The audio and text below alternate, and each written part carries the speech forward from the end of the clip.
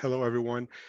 So to give you a perspective from the National Science Foundation, um, our mission at NSF, as Congress wrote in way back in 1950, is to promote the progress of science, advance national health, prosperity, and welfare, to secure the national defense, and for other purposes. And you can actually take that mission and map it to the two review criteria that we use basically for everything we do at the NSF. Number one is intellectual merit, which is the lens that we use to evaluate the science. And number two is the broader impacts, which speaks to how the work that is being proposed will impact society beyond the discipline itself that it's advancing. And broader impacts always causes some confusion, but it really relates to advancing the economic and the national prosperity and security of the nation. There are many ways to do that, including, for example, educating and training an exceptional and diverse STEM workforce in the language of today. There is also driving innovation and therefore contributing to the economy, and there are many other ways. So a question that we often get at the NSF is, when people come up with ideas, they want us to support it. Is what is the NSF looking for? And the answer really is a simple. It always circles back to these intellectual merit and broader impacts concepts. But not only, there are also national priorities. There are also agency priorities. We live in that world that do enter into the mix. And of course, there's also the reality of budgets and of course, congressional priorities. But there's also, for us at the NSF, there's also an additional context that I want to bring to your attention, in particular for particle physics. Um, Particle physics is a much smaller enterprise at the NSF than it is, for example, at the Department of Energy.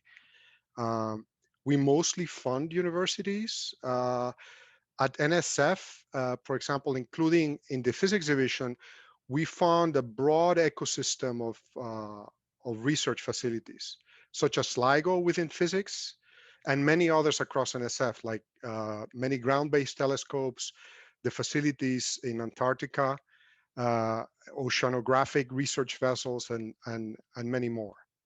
So resources are therefore allocated according to scientific strengths and the demonstrated community needs.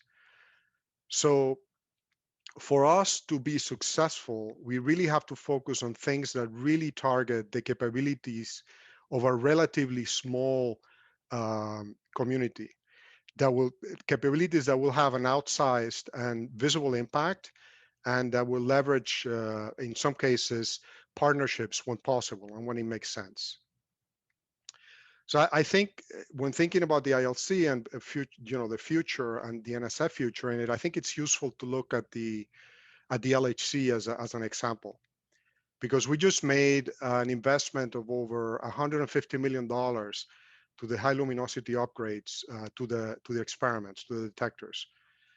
That investment was based on first and foremost, a very strong science case, a very strong community support, as evidenced by the last snowmass and the evaluation of the recommendations of P5. And last but not least, a long-standing formal partnership with CERN. And this was been also DOE and NSF had that partnership for quite a while.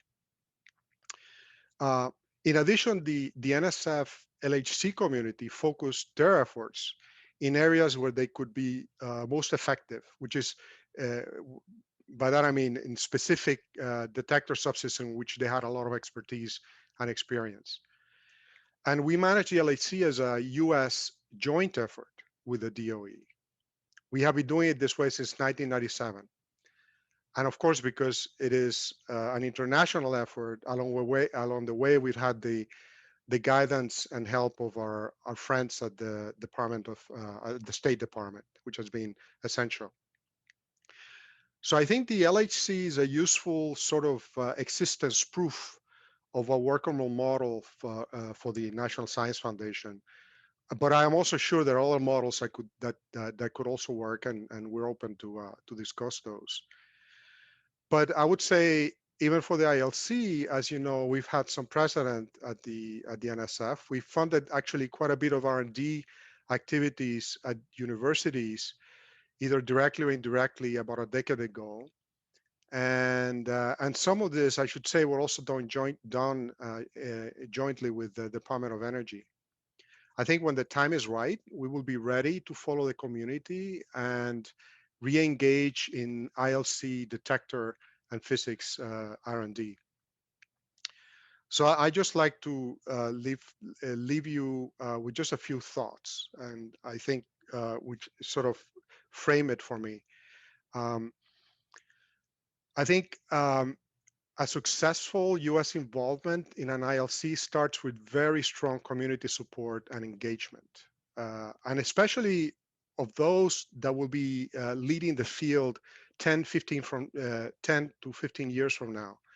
This is really a necessary condition, and you've seen that theme throughout the workshop, especially last night at the panel.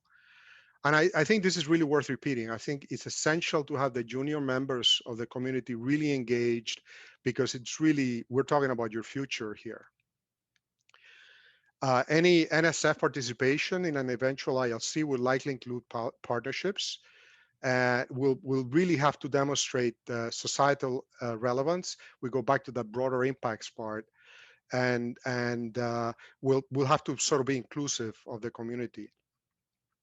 And I think it's safe to say that the U.S. participation in the ILC will be of such a scale that any NSF contributions, as in the LHC, would have to be part of a coordinated U.S. effort, sort of a whole government effort.